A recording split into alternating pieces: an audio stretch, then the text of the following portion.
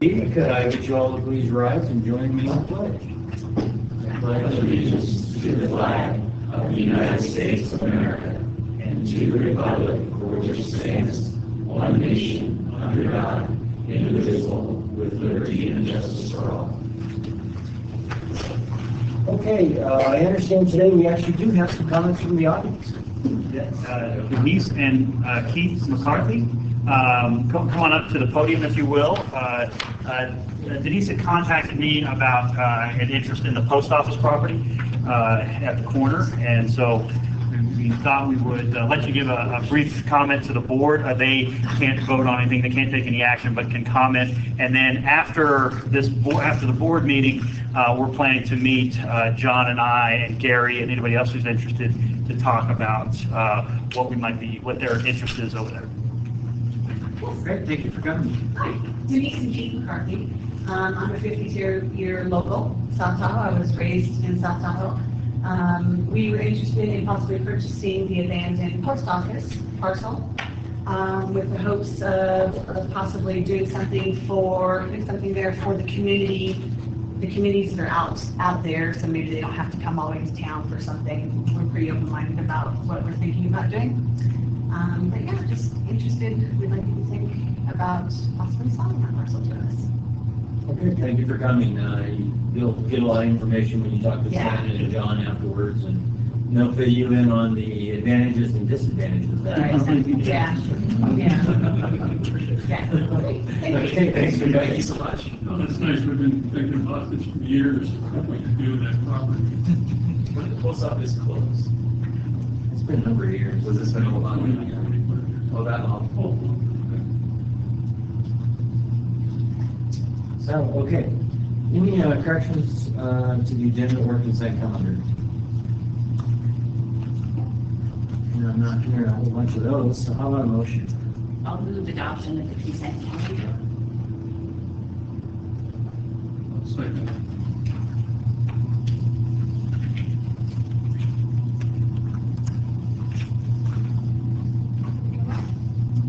No, I'm getting nothing.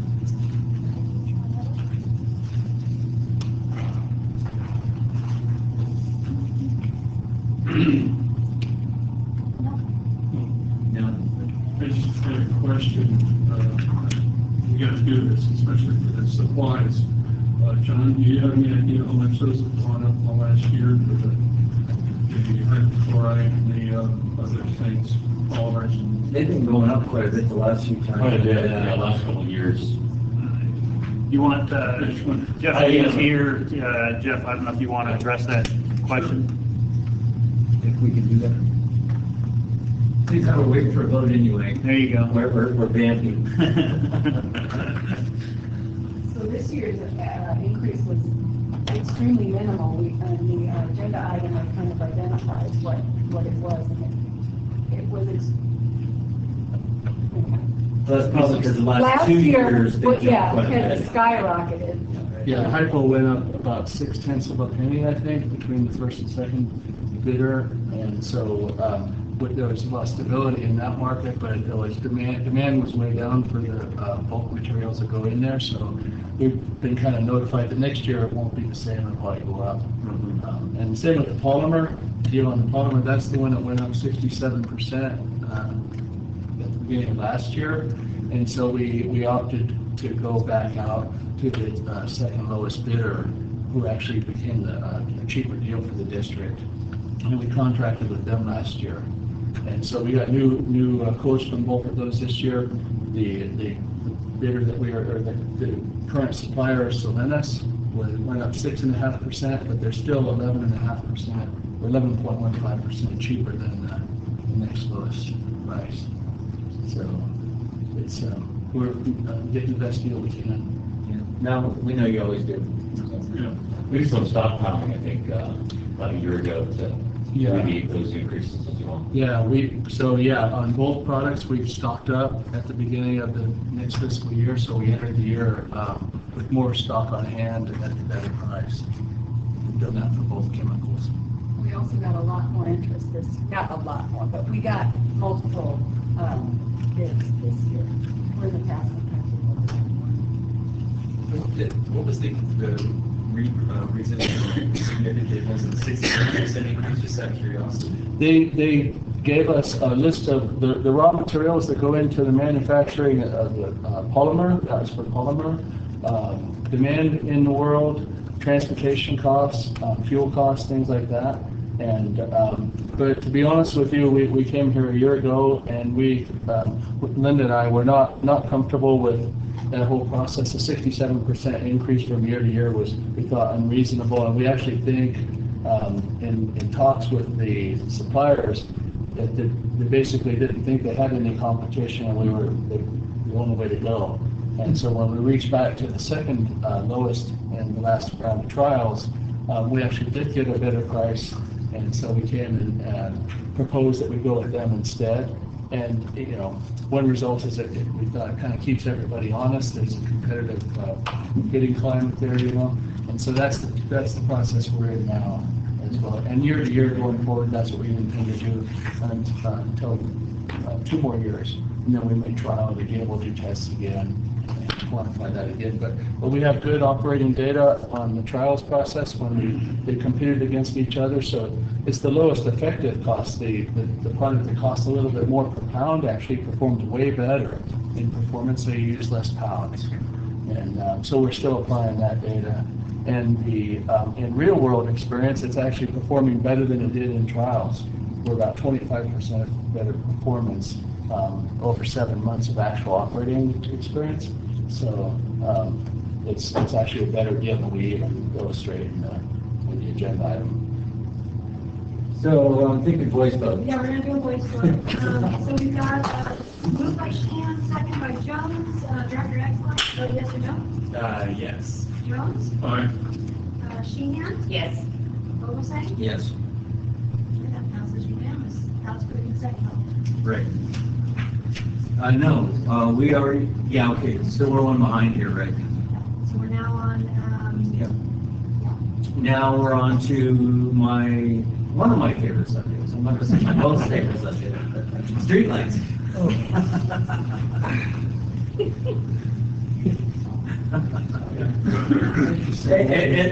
And of course, one of my most favorite presenters, Mr. Lindsay. Of course. Okay, I don't think there's anything new I can tell you here.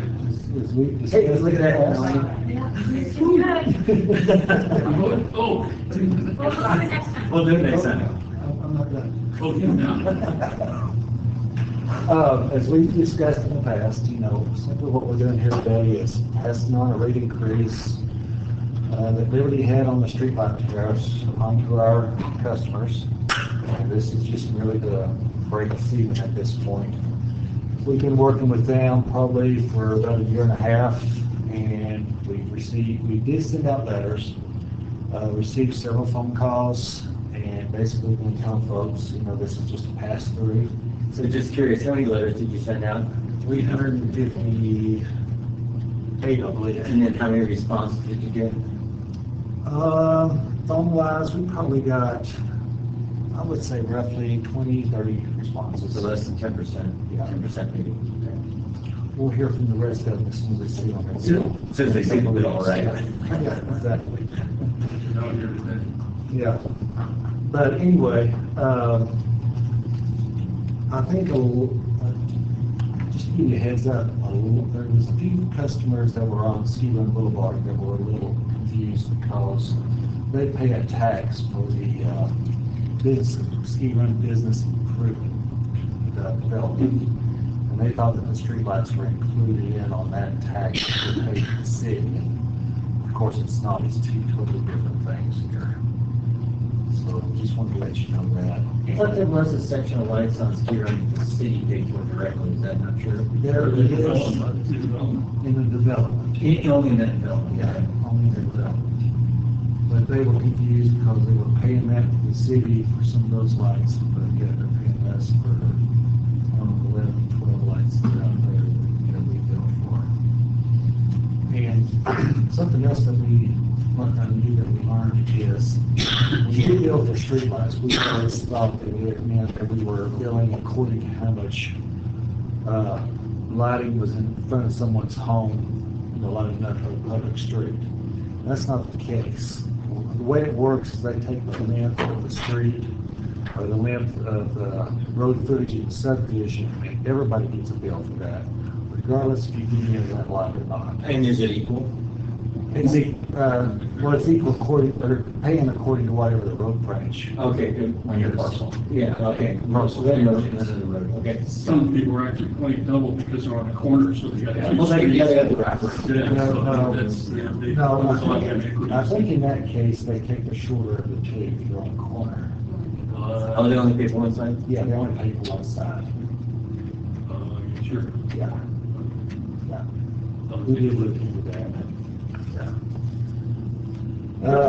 So anyway, I have been telling everyone that I've spoke to that we'll only get 2 bills, these streetlights, one in July and one in October. We are still planning on terminating these lights as of December the 31st. I think that helped save the blow on a lot of people because they are upset. I mean, this is 147% rate increase. Regardless of what you pay, it's a lot. Because I think one of the customers paid, they're going from like paying $480 a quarter to like $1,200. Yikes. Oh, very. That's, Yeah, Yikes. so that's a tough hit. Well, and just for the record, we aren't making a dime off of this. It's actually a negative in my perspective. It's just a pass through, and it's a necessary pass through because we don't want the ratepayers to subsidize streetlights. Right. The water and sewer ratepayers to subsidize streetlights. So with that, today I'm asking you to approve ordinance 574-19, amending ordinance number 404 and 361 and administrative code section 5.1.5, 5.1.6, 5.1.7, and 5.1.8 regarding service charge rates for streetlighting. So moved. I just had, Go ahead. one, just was curious about kind of the process with the city, because I'm a bit unclear from when we had the deadline and then the second deadline, and now the deadline's December. I'm not exactly concerned as to how that evolved, why that evolved, and how do we know December? And just to let you know, I'm skeptical on December. just based on history. Well, that's, you gotta judge the future on history, right? Of course, you'll make that ultimate decision, but from staff's viewpoint, we've been working on this for about 1.5 to 2 years, and we've been more than patient with Liberty and the city to try to get this worked out. So I feel like we've done our due diligence on trying to get this done. But it's what, I mean, I guess the question is, you know, yeah. I can't remember, if it was March, why December? Why was the rationale was granted, and what kind of assurances are we granted that it will be completed? Because if I was to put the shoe on the other foot working with the city, Yeah. they don't give me things unless I give them assurances, economic and the rest, that it's going to be done. And so I would, I give as good as I get, I suppose. And so I would be curious as to that process as well. So Yeah, I can speak to that a little bit, and we have an ad-hoc committee coming up with the city, I think next month. So we'll talk about this and the schedule. That December really came about from Liberty's assertion that by the end of the year, by the end of this year, they'll have that LED rate in place. And with that LED rate in place, they can complete the conversion to LED lights. And that's when the city was amenable to taking over the street lights, because when they got the new LED lights in with the new LED rate. Do they have to get the PUC's Yes. approval? Is that? Yeah, as part of that. And currently, they're trying to roll back that rate increase, and we wrote a letter in support of that. We're waiting to hear back from Liberty and the PUC on that as well. And do you know when they go to the PUC for the approval of the LED rates? That I don't know. I think that's been in the works. And Nick, part of this also is in our working with the city through our ad hoc committee. The city manager is fairly new. He was brought up to speed on it. He, in our discussions with him, seems to be really wanting to solve this issue, but we needed time to kind of get around it and get everyone concerned, you know, notified and up to speed on it, the rest of the council. So I think it was necessary to give them the benefit of the doubt. Now, in the future, if it drags on, then maybe we'll have to get a little bit more serious about it. And just one other question for Tahoe Verde being a perfect example. If they were so inclined, they could cut the lights. Am I understanding that right or no? So they, I mean, they have no option but to agree to the. Well, they can request that those lights be turned off. They can request it, but they can't have them turned off because Other we customers base can be everything involved. off the total linear frontage feet right in front of those businesses, so you just can't just start cutting out the section. And if you do that, then you messed up the rate. For everybody else. Yeah. That makes sense. Tim, correct me if I'm wrong, but if they didn't pay, say, that portion of the bill, then we, ultimately, we would end up having to put them on the tax roll because that's our only course of action with someone who doesn't completely pay their bill. Is that correct? Correct. Just one comment on, because I know we talked about a little bit off and on the Prop 218 issue. Street lighting is typically, it depends on the type of street lighting, and I mean by that whether it's a special benefit or it's a general benefit too. In general, it's considered part of the streets and highways, and if it's a special benefit to landowners abutting the street, which I think the way you charge, the way it's being charged by lineal footage and so forth, this one would be deemed as a special benefit to property owners and would be subject to Prop 218. But in this instance, the district is not the actual one setting the rates. The rates are set by the California Public Utilities Commission, through tariffs. There's a rate request put in by Liberty. They go through that process with PUC. Liberty just sends the district a bill, and the district is basically is a billing service for it. So because of that, the district is not setting rates, and therefore it's not subject to 218. So we have no legal issues going forward. Right.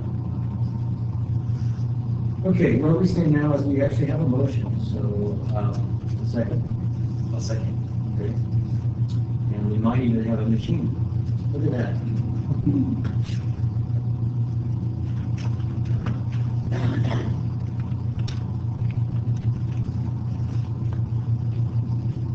And unanimous once again. Thanks, Tim. Thank you. Okay, Nancy, we are, I'm just reading through here, yeah. Bring us up to speed on the negotiations with the management and the union. Okay, so well, just a little bit of history. As you know, our last MOU, our current MOU that was negotiated in 2017 required that we conduct a compensation study, and that the negotiation of the implementation of that would take place when the study was completed, to be implemented in June of 2019. So we had done all of those steps and negotiated with the two employee groups. We've reached an agreement, a tentative agreement, that the COLA would continue, the 2.5% COLA would continue for all positions.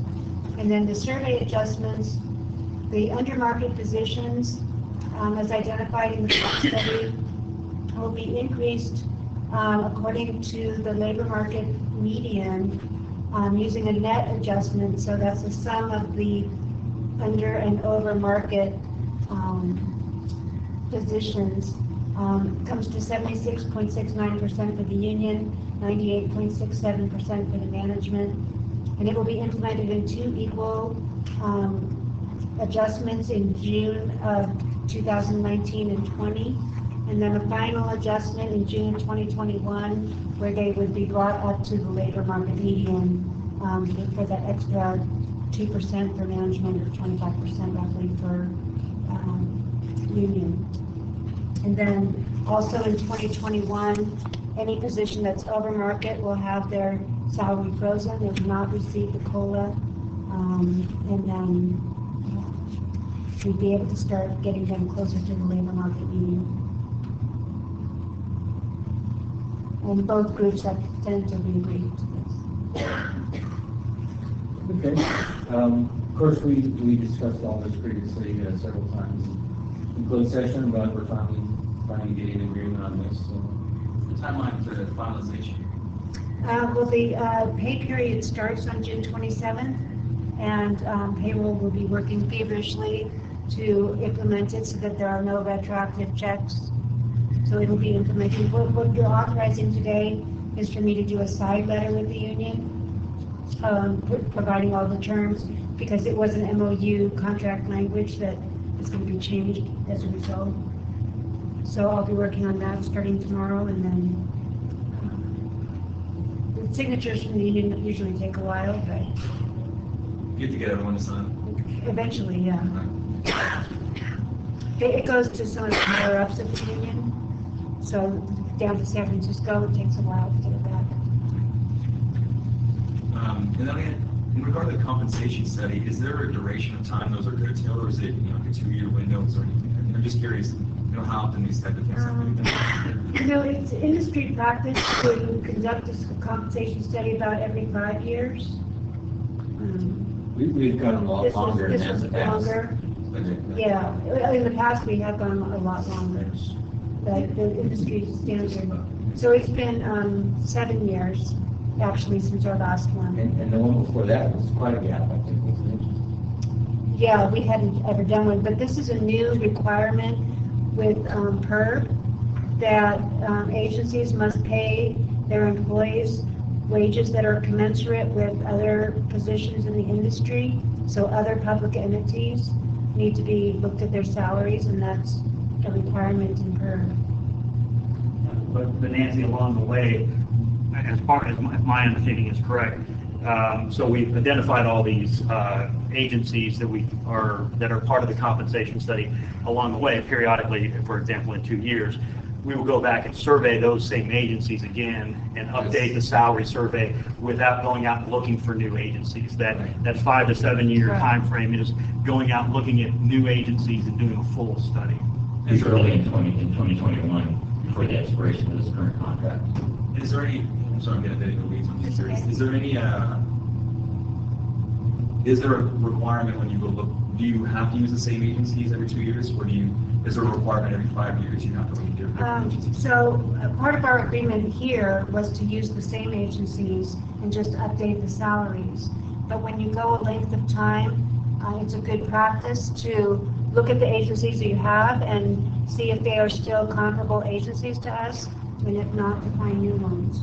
It's not a requirement that you have to get new ones, or that you have to change. For example, though, in the previous study, given when that was done, there were several agencies in the Bay Area that were selected as part of that previous study, and the opinion has been, because of the increase in inflation in the Bay Area, that those were really not representative for the costs here, and so the agencies selected were more broader and less from the Bay Area.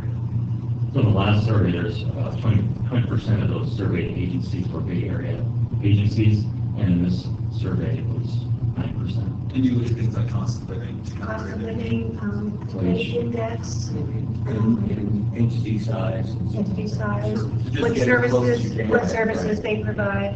And we were able to match the majority of our positions. It does happen that sometimes there's not enough match to a position, and then we set it with internal equity.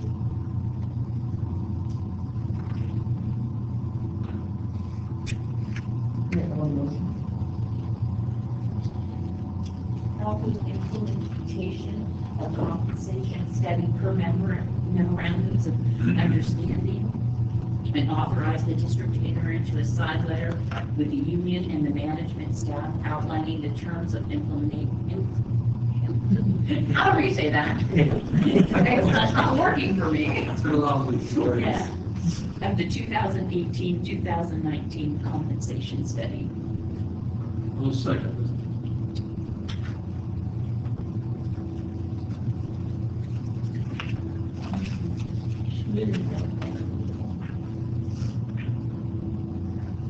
Okay, unanimous. Thank you, Nancy. Thanks to the rest of the staff for all the time put in on this. Thanks to the board. I think this is going to be viewed as a very positive agreement by management and union staff. All right, payment claims. Yeah, over $1 million. I'll move approval of payment of claims in the amount of $1,109,952.75. I'll second that.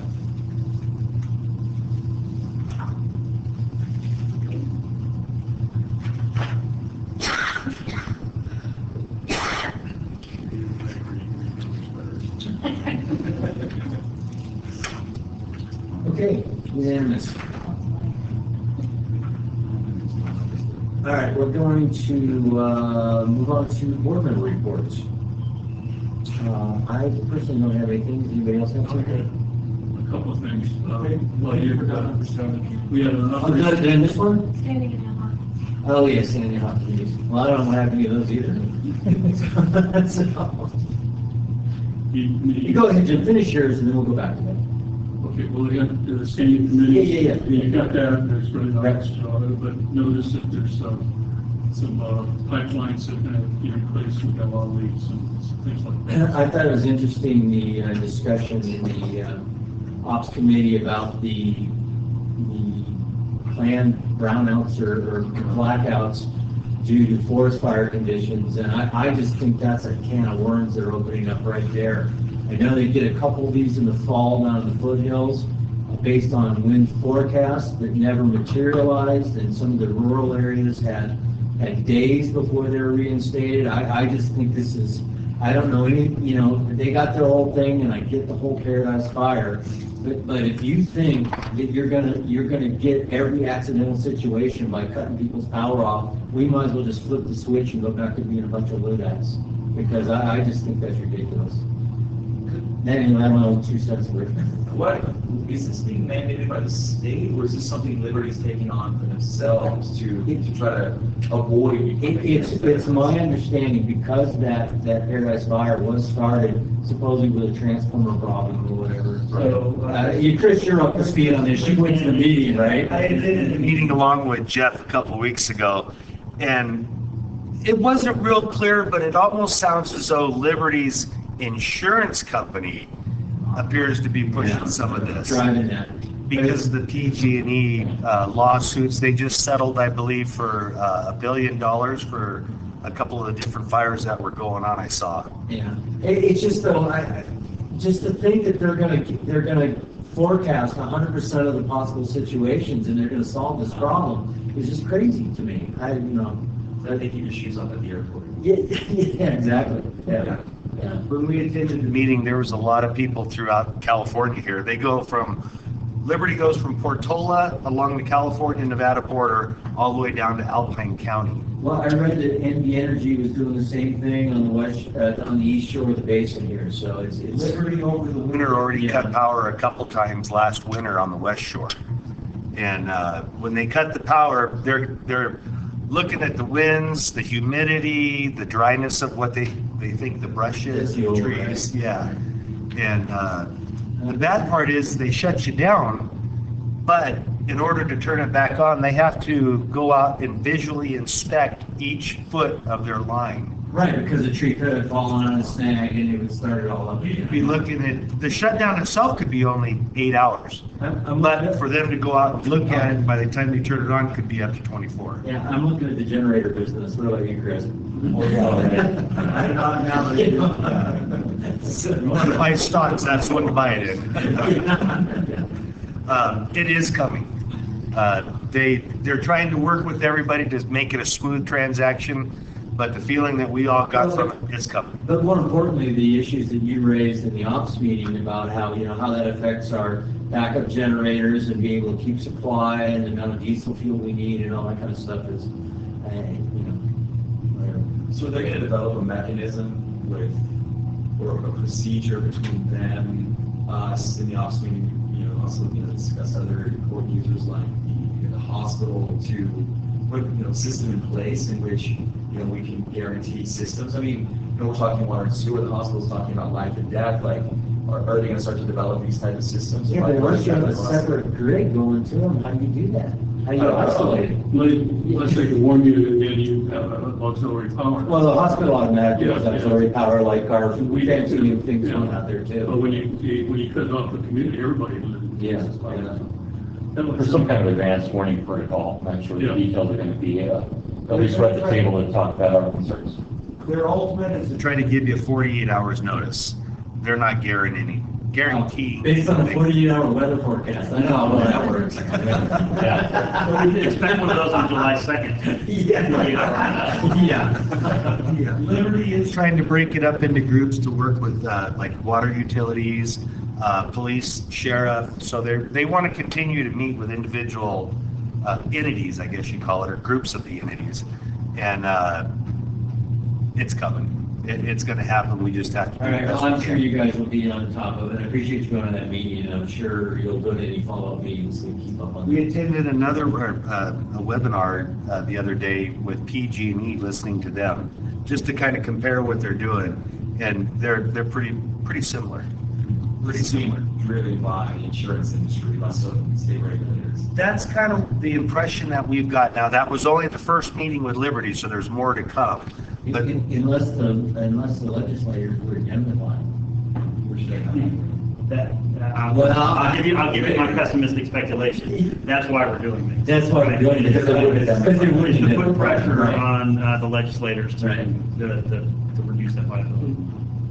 One other issue on this is about the tank out at the Pass pump station. That's a critical part of the export system, and we got a little bit of a report that Julie Ray hasn't finished their evaluation. I guess there's probably nothing new since Monday. No, nothing new. We are moving ahead with further evaluations. Evaluate the existing tank, or Maybe Julie sees how we talked about this once before. Maybe when you finally figure out what you guys want to do, you can give us a little spiel on it. Yeah, sure. Okay. In addition to maybe some other work that we're looking at on the site, but complicates issues. So, yeah, we just had another meeting this morning. So we'll bundle it all up into a nice package and make a presentation to you. Most work is planned and some is unplanned.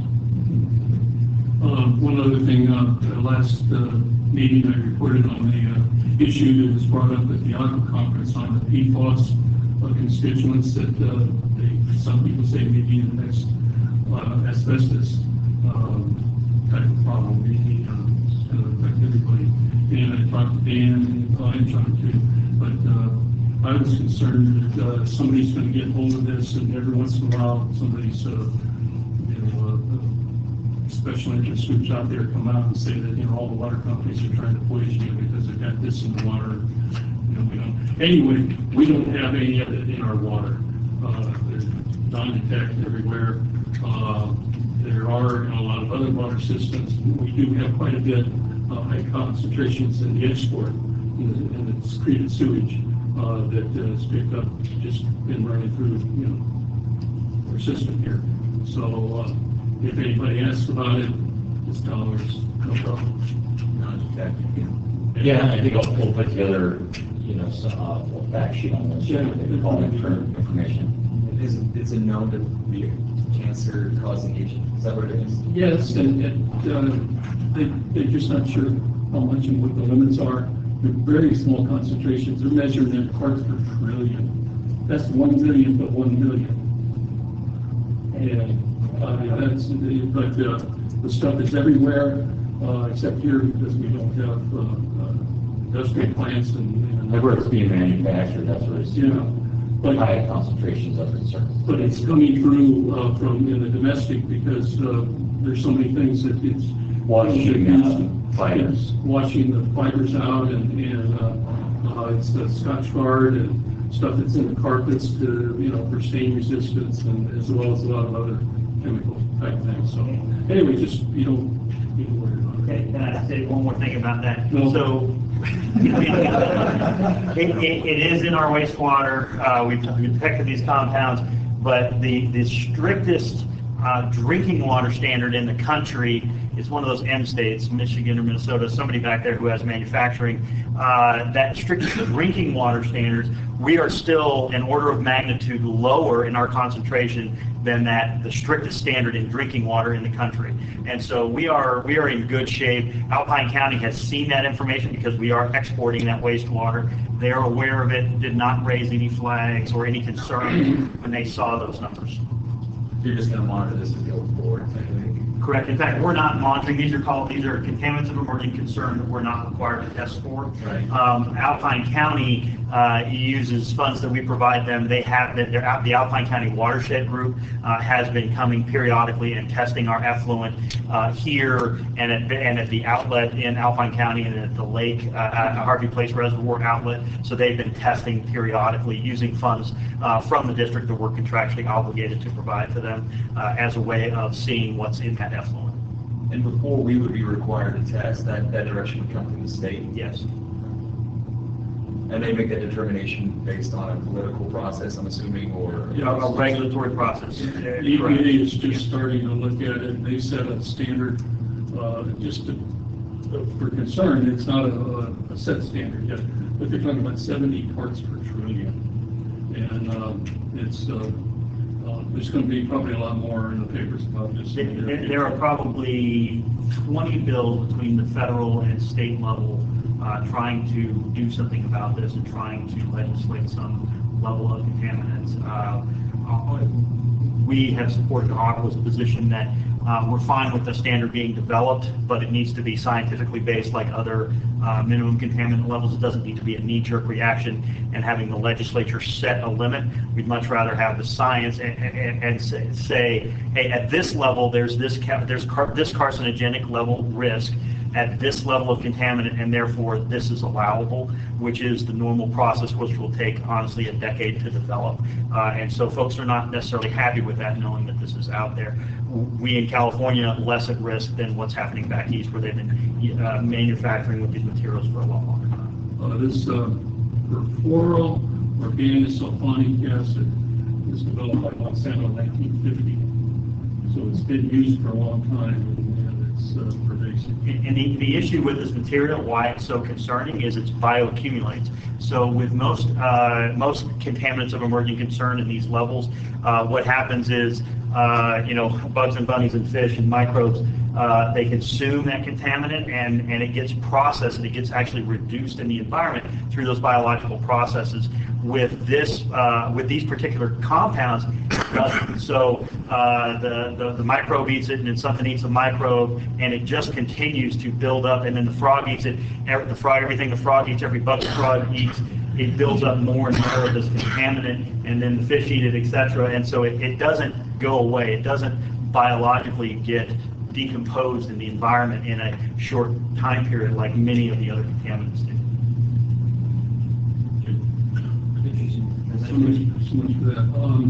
The other thing I was going to report on is that Shannon and I attended a meeting on AQUA, committee meeting on the headwaters issue this morning, and we're moving ahead, and Shannon was really excited, and I was too. Everybody was. I drank caffeine. Yeah, and he was, let's go get them. And we're going to push and ask for some asks type thing. We want this, and we've got some deadlines, and we're moving ahead. So you're going to hear more about this in the next few months, really. There's times right.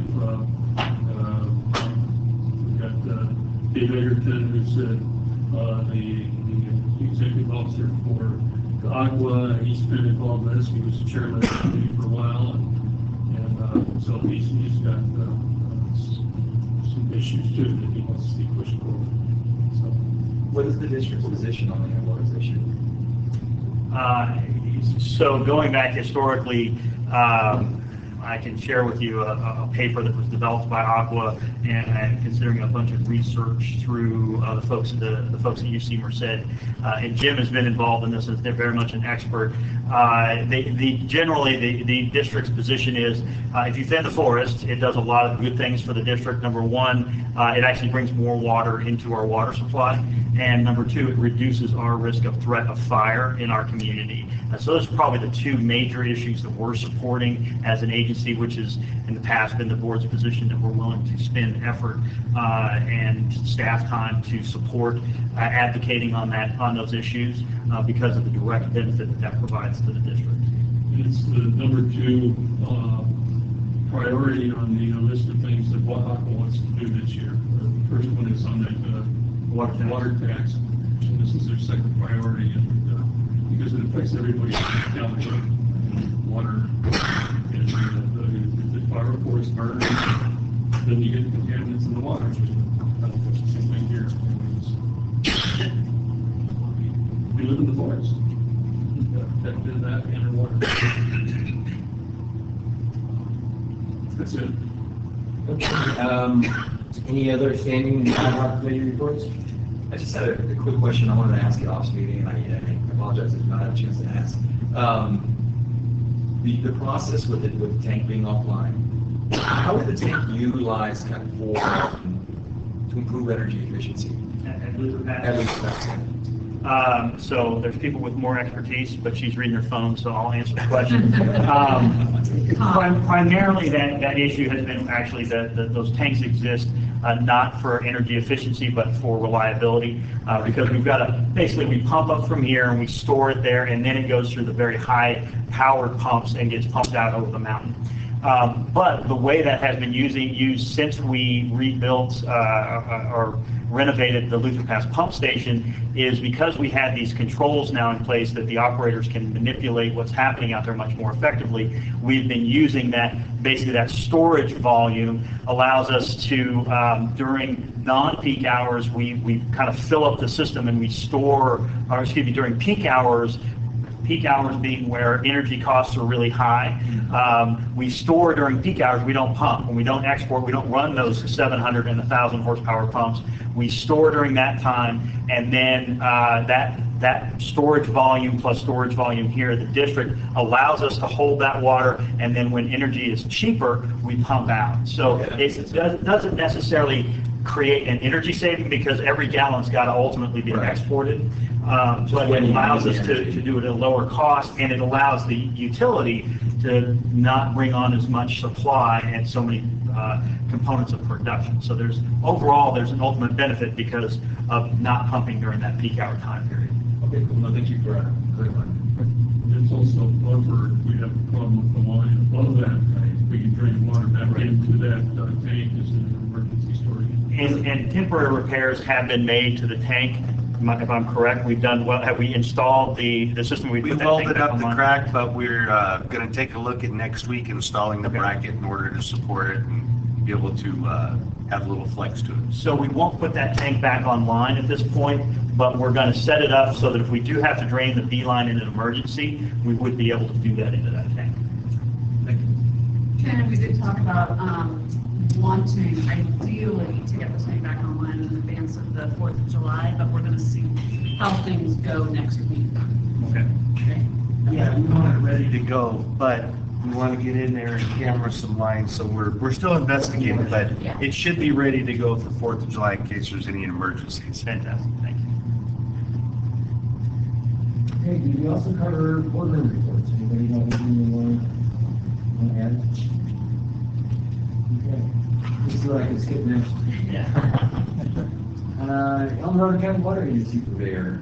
Jim went to this last meeting. Yeah, I forgot to read the notes, but there was several programs that they're working on to master plans down there. There was a presentation by some school teachers on water conservation nature programs that similar to what Shelley's doing now. I got some information for her.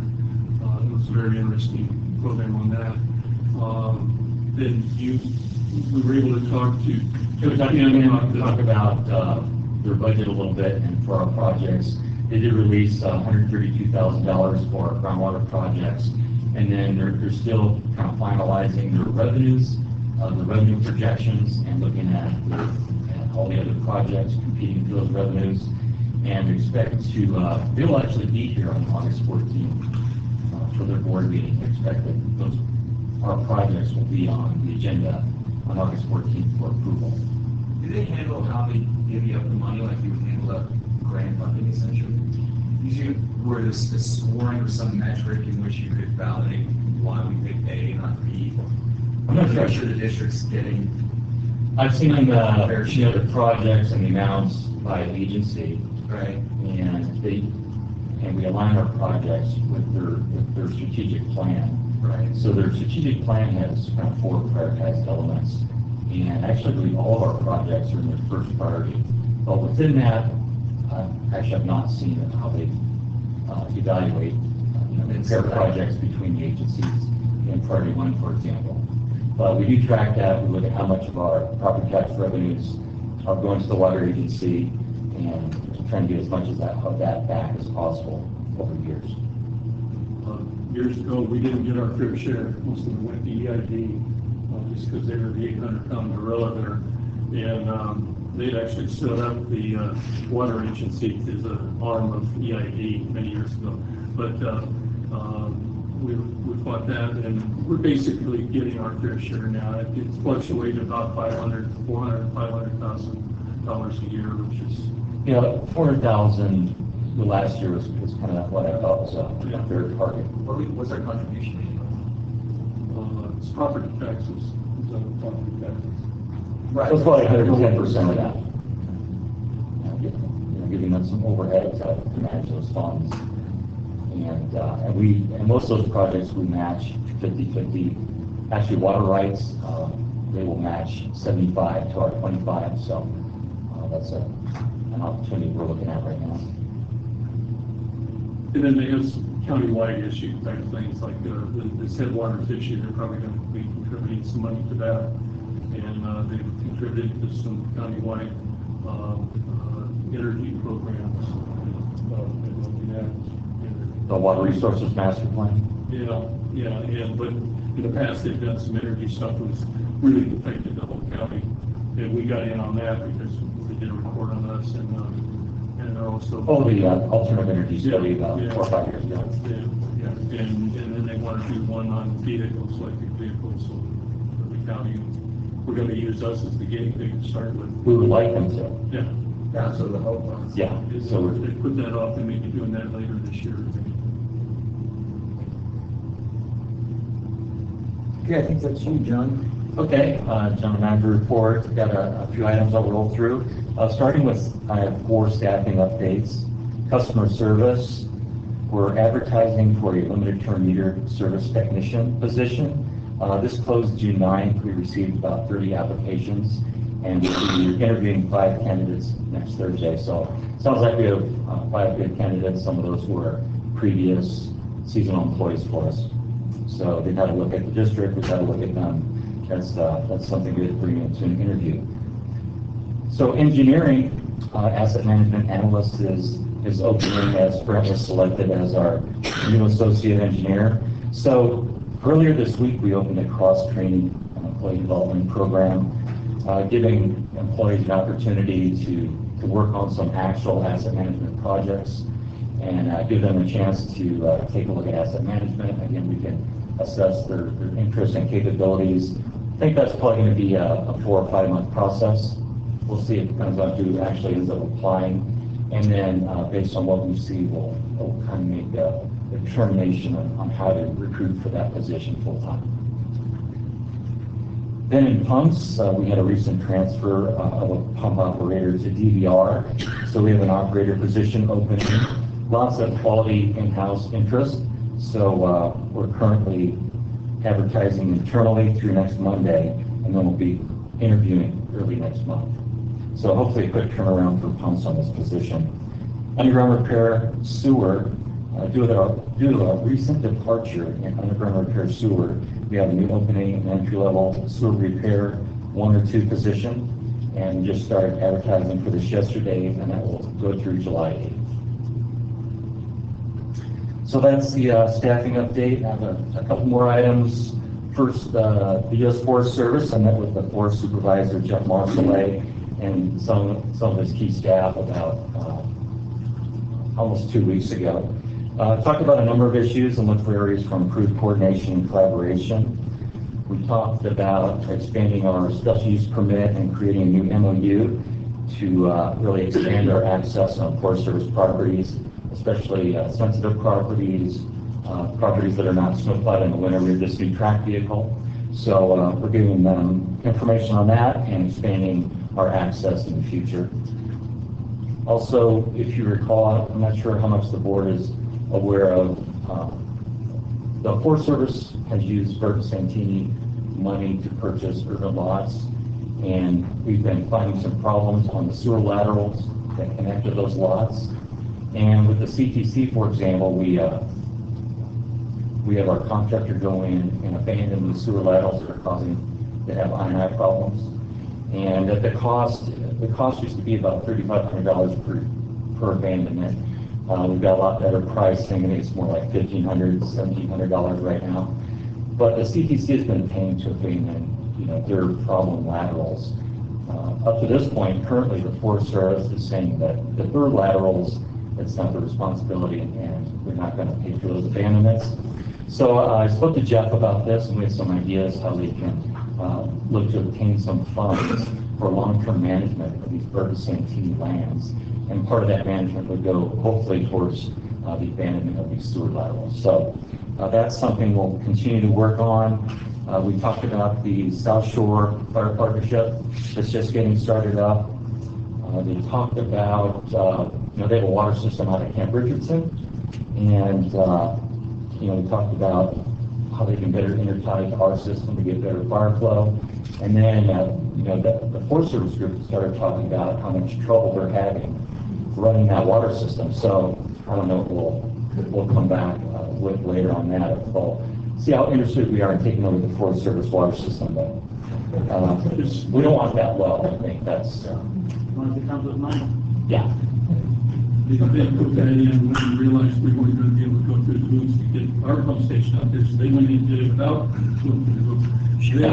Now there's an issue between the Tahoe Keys because they provide water to the beach out there, to the restaurants, so be careful when you negotiate. Yeah. Oh, yeah. Okay. And if you negotiate with them about a statement over, well, doesn't include what the fees has. Yeah, that was just, they kind of just fell into that conversation on their own, so. So the water for Camp Rich is the Forest Service, yes. See, there's some real nightmare plumbing out there. I can imagine, yeah.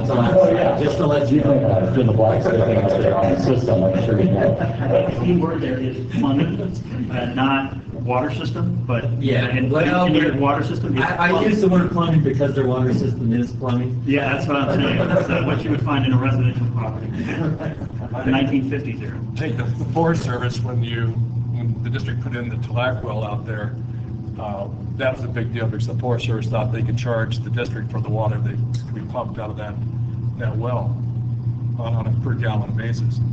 When we figured that, we finally convinced them that they don't own the water underneath their property. And so when they found that out, they took their marbles and didn't want to play anymore. And rather than having the district supply them water, they went and drilled their own well. They didn't have to go through the same route, soon we got it done quicker before we were able to get our approval. Because they realized they needed to have the water before we could finish. Yeah, I think there've been a lot of problems on that well since day one. So, and it wasn't very deep. So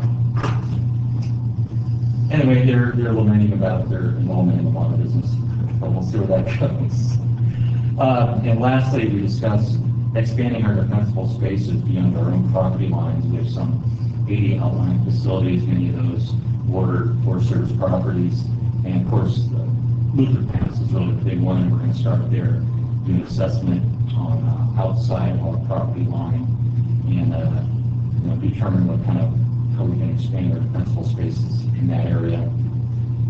And also beginning with an assessment and an expansion of our special use permit and development of those purposes for other lots. So kind of using this as a model. So looking forward to working with the Forest Service on all these issues in the future. And Jeff seems like a really great guy to work with. So see where that goes. He's got a water system, so I don't know. And I have Keep Tahoe Blue presentation. That's the lead to Save Lake Tahoe. So I went to their office this Monday and did a presentation about the district to all of their staff, and a lot of new staff. at the league, and a lot of interest, a lot of great questions. And this is actually the first time the district has ever gone to the league presentation. So I think it was really well received, and a lot of interest in coming out and doing a plant tour. So I'll get with you out and arrange a plant tour for the league. And the folks, these folks working at the league, these are live in our community. And I think the more they know about our system and our challenges and our common challenges and mission to protect the environment, I think the better. So I really like some of the public outreach we've been doing lately. So, and I had a fourth item I just wanted to mention, a public meeting on PCD. The next public meeting will be at City Council Chambers next Wednesday. Is that at 6 p.m. at the airport next Wednesday? Update on, for the water purveyors on the PCD issue. Thank you. Okay, thanks, John. Any other staff? Anything, Gary? Yeah, I've got a couple of things. One, since it was mentioned earlier, the water tax is, I understand, is dead. The budget includes funds for meeting the initial requirements for this. I don't know if you heard that, Jim? No, I haven't heard, but that makes the headwaters issue number one priority now. Yeah. Yeah, well, I would just clarify that. So this is the current threat of water tax is based on the need in California for low-income communities or communities in poverty to get high quality water, meeting this water as a right within California need. There continues to be a threat, and I think we will see it again on low-income rate assistance or other issues. This will continue to rear its head in the future. It would be my expectation. But yeah, this current threat is dead. There is definitely some jockeying that's going on between two bills about how to administer this program, and those two issues are. One of them is definitely much better. It's a bill that Aqua supports, and the other one creates a much larger bureaucratic process, which would be more challenging and less cost effective. But sorry to steal another conversation. But it's more than just high quality water. Some of these communities don't have any water. Yeah, that's being shipped in like trucks and. Yeah. And one of the problems is a lot of the federal funding that they can get for these issues is it's all aimed at capital projects. It doesn't handle O&M. And so a lot of this money is going to go towards improving O&M, not having to rebuild everything new, but to work with some of these existing systems that they haven't been able to do in the past. And ultimately, the fund is like there's some seed money out of, or initial money out of the general fund, but then in the future, it'll be a percentage of the cap and trade sales that will fund this program going forward. The other one, if you remember 8, 10, 12 months ago, we were talking with Alpine County on our agreement with them. And at some point, Alpine County, since they're losing their administrator and things were in flux, they had asked it to be placed on hold and not, it just never came back up.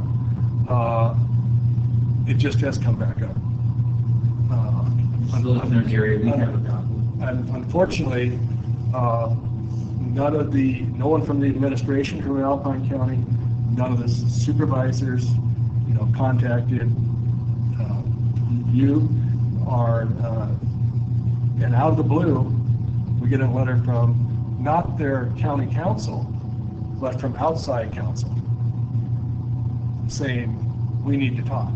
We're going, and I read it. I'm going, we've been sitting here waiting for Alpine County to tell us they're ready to talk again, and they haven't done anything. So what I'm going to do is just reach out to their county council and see if I can find out what's going on over there. And then we'll agendize this in closed session for July 3rd for a brief update. And particularly now, because of that letter, there's a threat of litigation on their side in the letter, at the end of the letter, so, which was entirely unnecessary, but knowing the attorney that sent it doesn't surprise me. David Robertson. Anyway, so we'll give you a lot more information on July 3rd. Yeah, we just got this, morning. At 1 o'clock. This afternoon. Yeah. Okay, Chris, I saw you making your way up here. Did you have something you're? Oh, no, I was gonna go Oh, out. you're leaving. Yeah. I waved him off because I had a comment. I need to talk to him before he goes. And I wanted to drag him up first. I'm not on here, but we had our district picnic yesterday. And aside from it being a good time and recognizing longevity awards, both the Employee of the Year and Crew of the Year came under Chris. So I thought you could share with the board how awesome your staff's doing and that they were recognized. That would be the Underground Reserve Water Department, and Frank Abinangelo is the customer 77 we call service rep there that does the water turn on and turn offs. All of my crews they've really done a great job. Water in particular, these guys, they're out in the snowstorms, the rainstorms, while everybody's nice and warm around their fireplaces. Frank, he started here a few years back, and he is just a phenomenal person. If there is one person here in the district that you can really trust to send to any customer, whether it's a nice customer or not so nice customer, Frank just has a way with everybody. It's because he was a bartender. Yeah, that's right.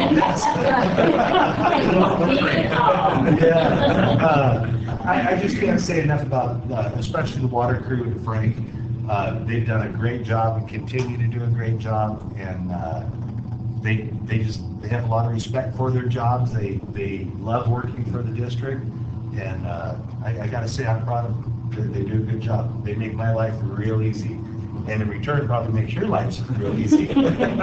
Seriously, that is something, because Frank so appreciates the benefits that come with this job. Oh, Whereas yeah. some people don't understand that. Exactly. They don't really understand just what a really good place this is. Let's be honest, you work here for 10, 20 years, you kind of forget what it's like out in the private world where if you don't have work to do, you don't work, This place here, it's year-round, and Frank especially, he just loves his job, and he would never do anything to jeopardize it. I can pretty much guarantee it. Chris, if you would let your crew know that the board appreciates their efforts. Yes. I will, thank you.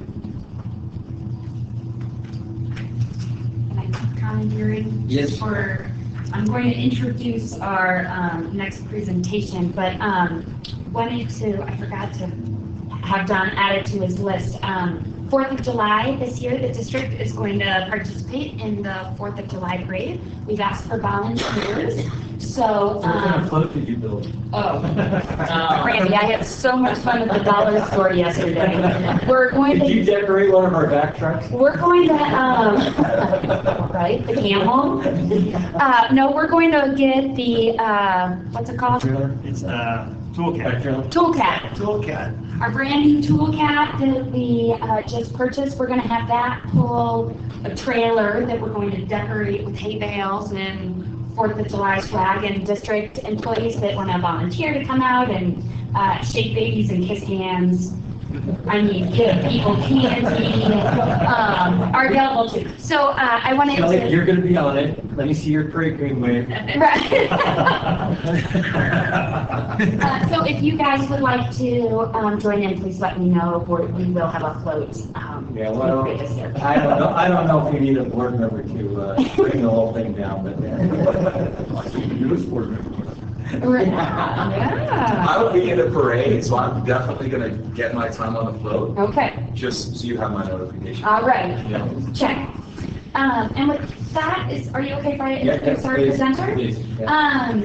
So this morning, I had the opportunity to join a bunch of regional public agencies to hear about the Seed Fund Solar Collaborative that's forming. So SEED stands for the Sustainable Energy and Economic Development Fund. who will be presenting today. And who they are is a collaboration between a nonprofit and a solar consulting firm that works with public agencies to explore the viability of building solar projects.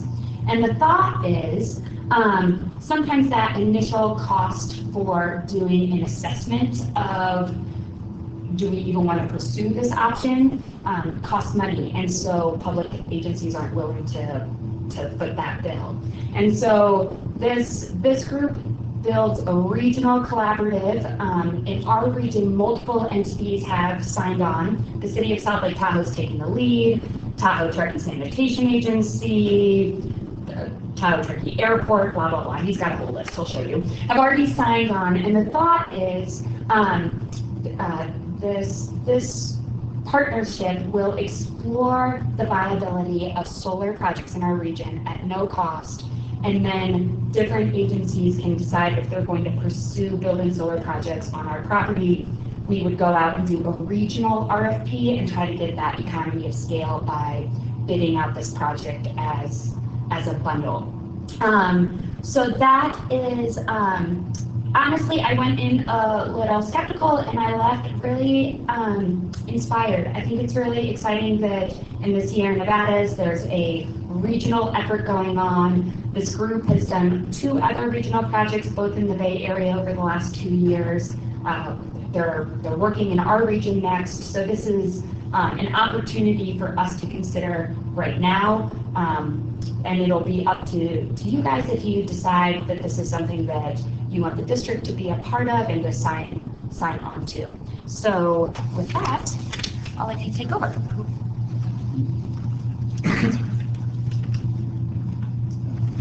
Well, good afternoon, everyone. I am Jonathan Whalen with Optimy and for the Seed Fund, and I don't know if I can explain much better than what Shelley just did. That was outstanding, especially for just a morning. I'm going to go through a pretty high-level explanation of what it is, but always happy to answer any questions, of course. But just want to work through this. Let me get down to the next slide here. Agenda. We'll talk a little bit about what the structure of the Seed Fund is, who we are, and then basically what we're trying to do. Again, I represent Optimy. We're working with the nonprofit at Strategic Energy Innovations. They're based out of San Rafael in Marin County. They are, again, a nonprofit. They're committed to working with public agencies. They do a ton of work with school districts, really helping to push forward clean energy planning and building for school districts and public agencies. Optimy is an independent solar consultant, so we're not tied to any kind of technology, we're not tied to anything really at all. We work primarily with public agencies, helping work through clean energy plans, any kind of 100% renewable plans that might be in place, such as what we've got here at the City of South Lake Tahoe and then Truckee, and helping agencies move forward, basically taking on the technical advisor role for energy procurements.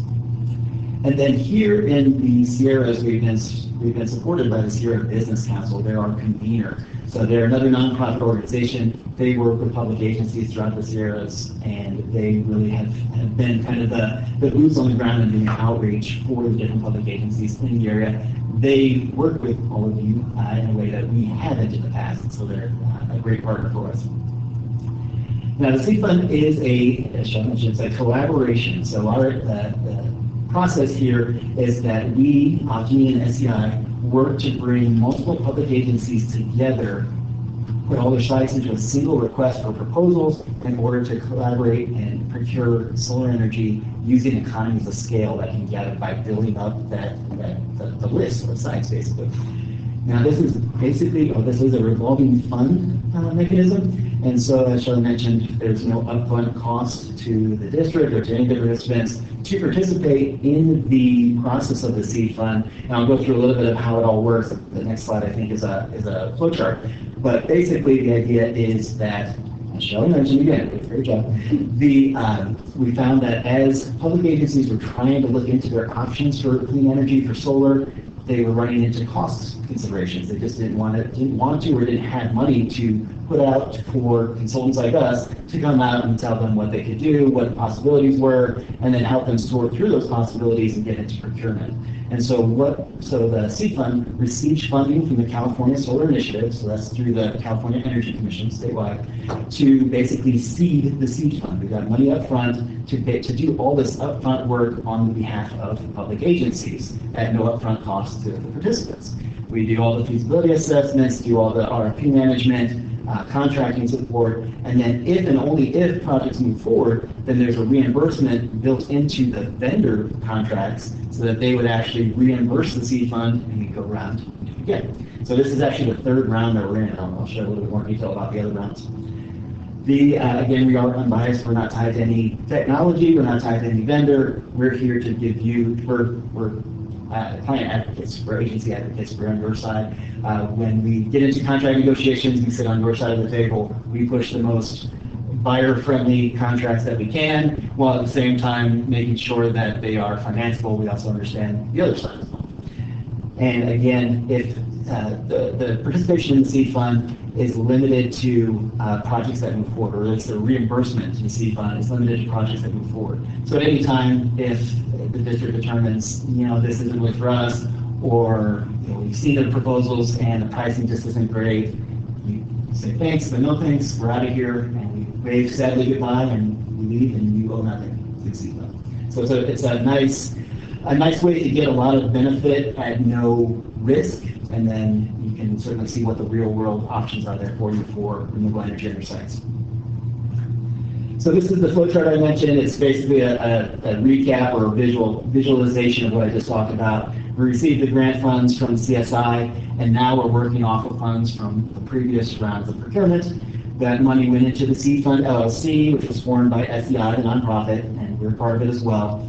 We work with a memorandum of understanding, an MOU, with participants. And again, City of South Lake Tahoe has signed the lead agency MOU to issue the RFP, be the face of the RFP. We work with you all to put that RFP together, get your sites included in that RFP, put that out to the vendor community, and then work with whoever wants to participate from the participant group on evaluating the proposals, evaluating the vendors, going through the interview process, and selecting a vendor basically to enter into contract negotiations with. And again, we provide support throughout that whole process. If we get to the point where you've got a contract that looks great, then the vendor builds the reimbursement to the seed fund into their pricing, and they reimburse the LLC, and again, you can go into round 4. The framework, we talked a little bit about this already, but we like to think of it as kind of a sandwich where the convener, in this case here, a business council, working with SEI, gathers everybody together. We on Clean are the technical advisors. This is the world that we live in, this is the work that we do, and then we work together to guide the lead organization and the other participants through the whole process. Round 1 on the right side was Seed Fund in the North Bay. That was in Marin, Sonoma, and Napa counties. That was led by the City of San Rafael. There were 13 agencies that participated, about 32 sites. See about an average of 2.5 sites per agency, more or less. And that went out to an RFP. About 4.5 megawatts were constructed. There's actually another site that's in design for that, so we're going to see that go up a little bit more. Round 2, it was in the Monterey Bay area. That RFP was led by the County of Santa Cruz. There were 8 agencies in there, about 34 sites, and we included some larger sites, kind of similar to what we would do here. There's some opportunities for larger sites, but not necessarily to find buyers for the energy. So what we would call that is a bid alternate. And so for those sites, some of them work, some of them don't, but we had about 3 megawatts constructed already and about another 3 megawatts in contract negotiations right now. So it's been relatively successful. We're pretty happy with this whole seed fund thing. The timeline that we're looking at here is always a work in progress. Obviously, we're working with public agencies who have long lead times on decision making in many cases. We understand that. Right now, of course, we're here in summer 2019. We're at the stage where we're finishing up our recruitment of participants, moving into the signing of MOU stage, so basically formalizing those participants. We've had about 7 agencies that have already signed the MOU. I think it's on the next slide. And that is that first decision point. So basically, we talk with you, explain what the seed fund is, give you a high-level overview of what we see just from a quick look at your sites, and then you determine if you want to participate in this MOU. Then we come out, we do the site assessments, we're out on the sites, we're looking at the interconnection possibilities, we're looking at all the construction considerations, because we want to be able to take site spec sheets in the RFP. We want to give the vendors a real idea of what they're working with. And so we want to make it as real as possible, work with you all to understand what the possibilities are. We also ask that participants attend workshops, so that happened today. Thank you all for coming out this morning. And then working towards issuing an RFP as early as August of 2019, so just in a couple months here. The RFP, we've got template documents that we've worked with in the past. What we do as best practice is make that RFP available to every agency so that you have a chance to look through, making sure it's covering any of your specific needs. If there's anything that you have that wouldn't fit for anybody else, sometimes we'll have an additional exhibit added on to that RFP, making sure that we're covering all of your needs as a water district, water and sanitary district. And so that RFP would be issued by the city of South Lake Tahoe, responses would come in, and the participants are able to serve on the selection committee as they choose to. Some smaller agencies might say, yeah, we'll let South Lake Tahoe deal with it, we'll let Town of Truckee deal with it, do that. You've got some expertise, so it'd be great if somebody from the team were on the selection committee as well to evaluate the proposals, evaluate the proposers, and participate in the interview process. And then a vendor would be selected to enter into negotiations. So it wouldn't be a notice of award at that point, basically just saying, okay, you vendor, selected vendor, you've got a great proposal here for us, let's talk about contract terms and see if this is how real this can be. I actually skipped over decision point 2. Let me go back for just a second there. So once you get all those site assessments, you determine what sites you want to include in that RFP. So at that point, you might look at all the assessments you got from us and say, yeah, our sites just don't look good. This is a waste of our time. We're out of here.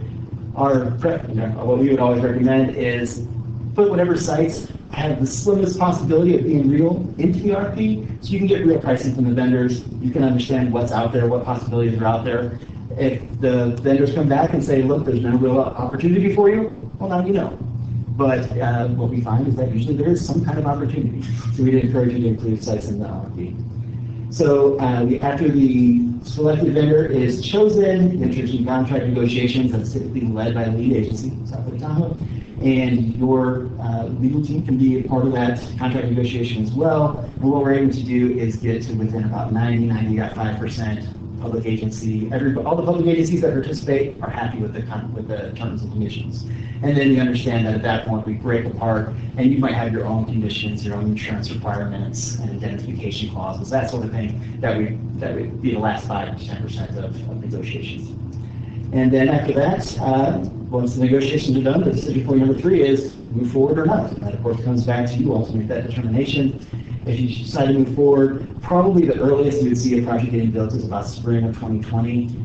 Obviously that could always extend farther depending on your decision-making processes, but that's probably the earliest realistic. Yes. So the RFP that we would put out would include it would require solar vendors to include 2 different pricing options for you to consider. One would be a cash purchase, so that's basically you giving them money, you buy the system, you own it, and you get all the benefit of the savings that you're producing from the solar system that you own. The other option would be a PPA, so it's a power purchase agreement. And a power purchase agreement, you might actually already be familiar with this idea based upon selling energy to Liberty, but it's kind of the same idea. You would buy energy from a solar vendor who would install solar on your site. They own it, they maintain it, they get the tax credits, which you cannot get. So that's one key benefit of this PPA system. And then they just sell you the energy, generally at a similar to lower price than what you would pay Liberty or the other utility otherwise. And so that's the whole idea of the PPA. And usually those are about 20 to 25 years in length, and that whole time they are responsible for producing energy. If they don't produce the energy, you don't pay it for it. And you just buy your energy as normal from Liberty or whatever other utility you might purchase from. And so they have the vendor has a vested interest in making sure these systems produce at top capacity because that's their revenue stream. So it aligns interests pretty well. Yeah, so there's no upfront cost. Very good point. And so there is no upfront cost with a PPA. So obviously with a cash purchase, you pay the money. With a PPA, all of the investment is done from the third-party investor so that they can take the tax credits. no money out of pocket for the agency. And, sorry, just briefly, that would be conceivably whatever the installation is on the district's property. And so there's no rent paid for that installation. The benefit for us would be presumably in some sort of reduced cost for that energy production. That's exactly right. Okay. We would have a license, but typically it's either no fee or $1 per year license, just so that they can show their investor that they have access to the site. That's it. One question on the district or any agency purchased the system, how are you dealing with the public contract code and competitive bidding? I think it's a really good question. California Government Code 4217 is maybe pretty nuanced, so I assume you're probably not familiar with it. Maybe you are, I don't know. But basically, it's energy contracting code in the state of California that provides maximum flexibility for public agencies such as yourselves. So basically, you could enter into any kind of energy services contract without going through any kind of procurement process, as long as two things happen: as long as you go through a public hearing, and as long as the energy project produces savings over the lifetime of the project. So as long as you can show those two things, you don't have to go through any kind of RFP at all. Now, as public agency consultants, we tell you, go through a procurement process. Sure, it makes sense. Get the competitive pricing, exactly.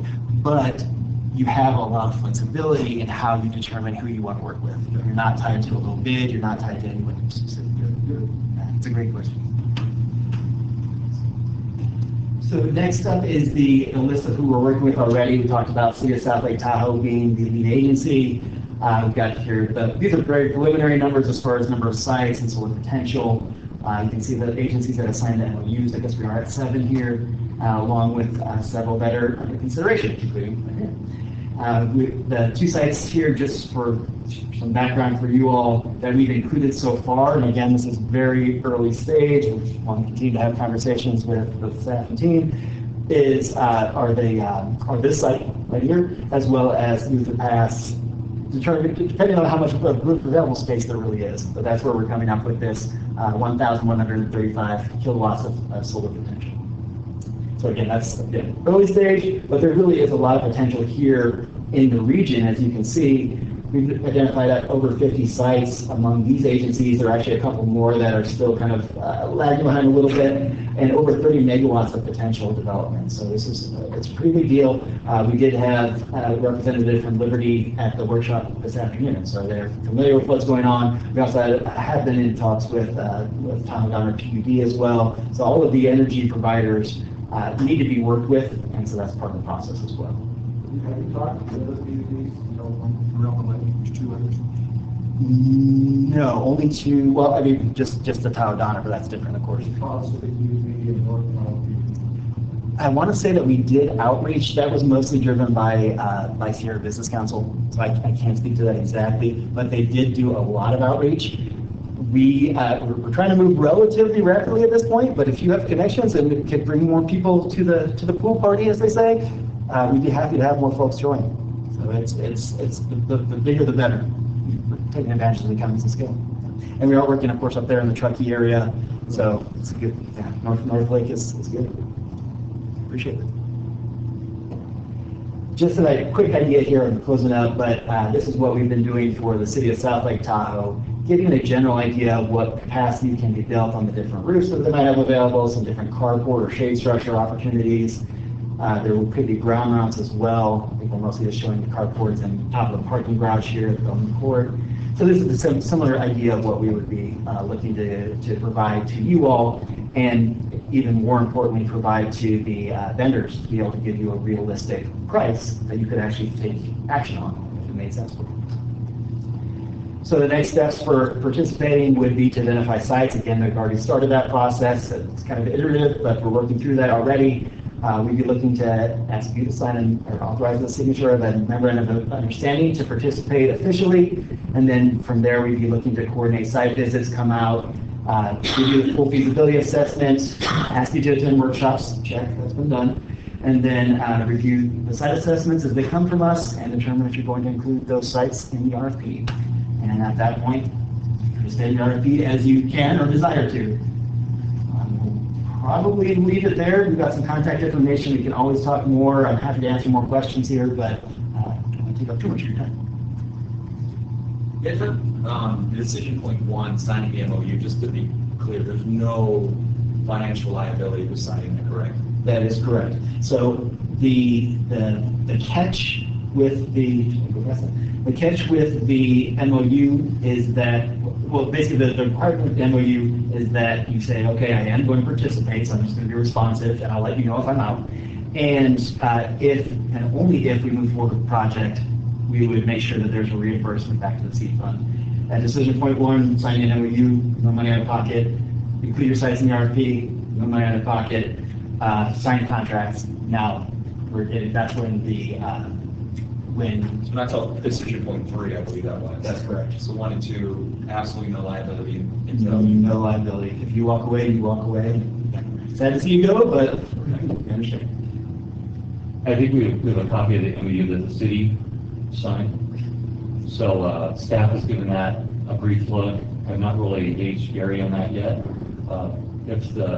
With board's direction, I can ask Gary to take a look at that MOU and put some comments together and then bring that back to the board for comment if you'd like. Probably in July, August, early August, that kind of time frame. Yeah, I'd like to. That's the choice. I'll authorize 10 minutes of Gary's time.